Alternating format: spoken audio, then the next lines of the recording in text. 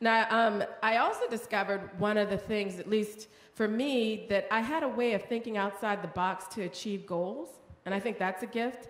So, for example, when I was in college, I really couldn't tolerate spending $120 for a textbook. I was like, are you kidding me? Tuition is already super high, and you want to now break me some more with these really expensive books? And I didn't like asking my parents for money because my sisters, God bless them, did that so well. And I was like, I'm just not going to do that. So I was like, how can I get these books without stealing them? Well, integrity, right? Integrity matters. Because I could have stolen them, but I was like, no, I'm a person of integrity. I'm not going to do that. And so I went to the library, and I was like, do you have the most recent book, blah, blah, blah, blah, blah, blah, blah? And they're like, why, yes, we do.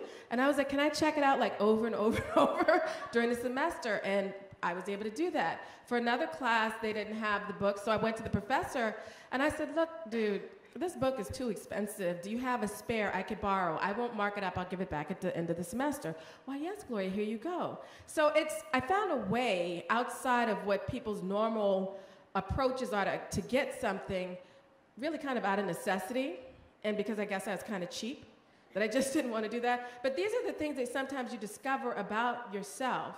And being able to think outside the box in that way or achieve goals without necessarily going the direct path that everybody expects you to go was something that also benefited me in corporate America. So what you find is something that's unique to you is going to benefit you in more than one situation.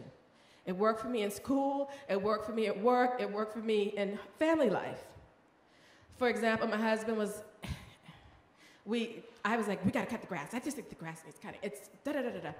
And I went out, and I wasn't gonna wait on him because he was just getting on my nerves, taking too long. So I went out, and the lawnmower didn't work. And I went in, and I said, oh, honey, the lawnmower doesn't work. He's like, all right, we'll just go buy another one. And then the cheapness came out, and I was like, buy another one? Why am I gonna spend $600 on a lawnmower? And so I figured out how to rebuild the carburetor and fix the lawnmower. Because I was like, I'm not gonna spend the money. I can fix this, I just know I can. And I tried and it worked. And 4 years later, we're still driving that same lawnmower. But it's about trying, right? Sometimes it's also gonna be about trying what you think is impossible. Think about the last time you did something that was impossible, or you thought it was impossible, and you did it. I have 2 left thumbs. There's no reason I should have been able to take apart a lawnmower and rebuild the carburetor and get it working. But I was like, we're gonna fix that lawnmower. And I'm not paying anybody, and I'm not buying a new one. So sometimes it's just trying. And you discover certain things. It wasn't easy, but now I realize I have a gift for fixing small mechanical things.